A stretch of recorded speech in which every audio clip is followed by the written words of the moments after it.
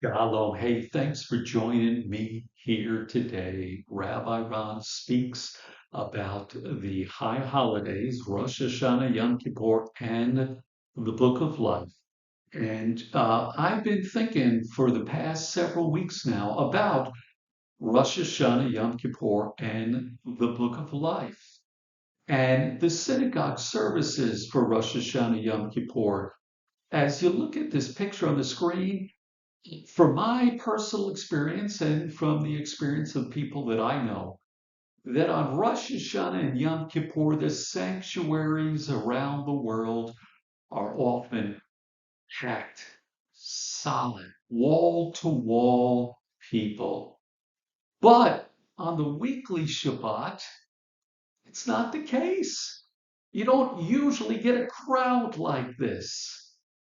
And so I've been starting to think, why? What's the reason for this? Why are services packed like this on the high holidays, but not the rest of the year? And what I have come to think, possibly the reason might be is what's on the screen now. Books, specifically the Book of Life. I grew up hearing you got to get your name written in the Book of Life, yes. But as I've been studying now as an adult, I see that the rabbis actually teach that there are three books opened on Rosh Hashanah. And the first there is the Book of Life, and your desires to get your name in there. And that God opens this on the beginning of Rosh Hashanah and immediately inscribes in the book of life, or the book of the righteous, some people call it, those that are completely righteous.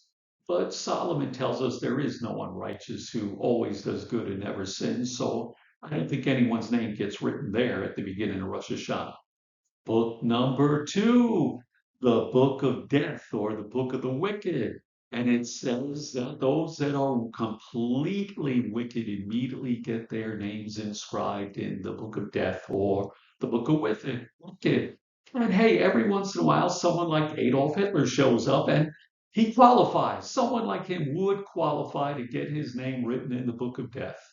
But the rabbis will tell you that the third book, the book of the intermediate, that is where we really all go. This is for people we're not completely righteous, we're not completely wicked. And so on Rosh Hashanah, God writes our name in the book of the intermediate.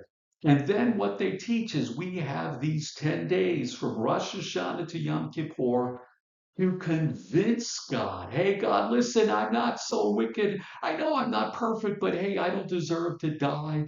I deserve to live. So please write my name in the book of life. What you got pretty much is the rabbis are telling people, pray now or forever hold your peace. It's now or never, excuse me. It's now or never. This is it. This is your only chance to get your name these 10 days. So you better pray, pray, pray, pray like you mean it. This is it. And the book of life is the focus of the Rosh Hashanah Yom Kippur services.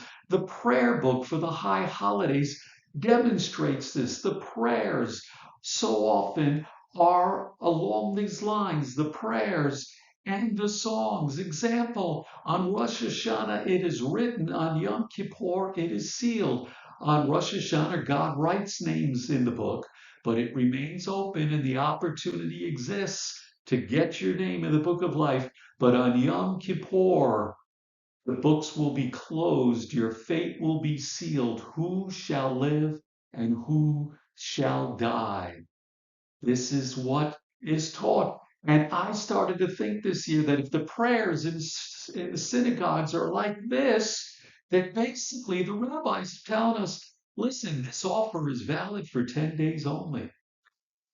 This is it, folks. 10 days only. The books are open, and God will write your name in one of these books. But this opportunity only exists for these 10 days. So listen, you better stop everything else. You better focus you on God. You better pray, repent, and do good deeds. You better turn it up, crank it out. You better pray, pray, pray, pray like you mean it. You better come to synagogue because your fate is at stake here.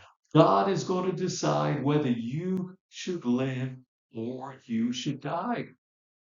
I'll think about this and say, well, certainly a pretty good reason to drive people to synagogue on Rosh Hashanah and Yom Kippur.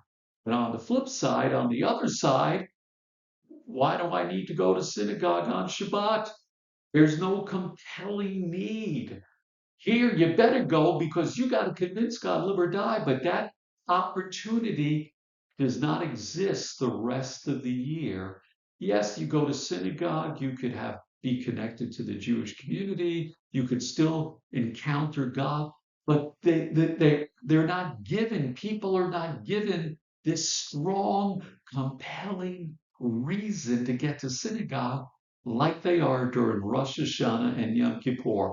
This is what's come to my mind as I've been thinking this past few weeks, and I'd like to invite you to give this a little bit of thought. Give it a little bit of thought, and if you come to an idea, if you come to a conclusion, do you think I'm onto something? Is there any truth to what I've been thinking? And if not, what do you think? Why are services packed for Rosh Hashanah Yom Kippur and nothing like packed the rest of the year? Listen, I want to ask you, please share your thoughts with me. If you're watching this video on Facebook, there's a comment section below the video.